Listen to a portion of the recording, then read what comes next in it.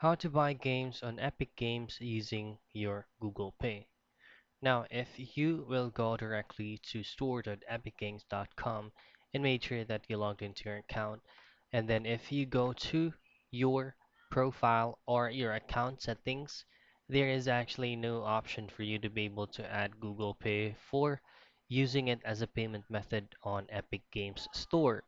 But what you can do is, if you have enough funds from your Google Pay, you can just simply transfer a certain amount in which or how much the game that can be cost you for purchasing it. So for say for example, this you're gonna be purchasing this price.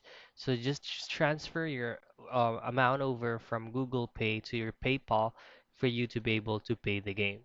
So again, as of 2025, Google payment method or Google Pay payment method is not yet available on Epic Game Store.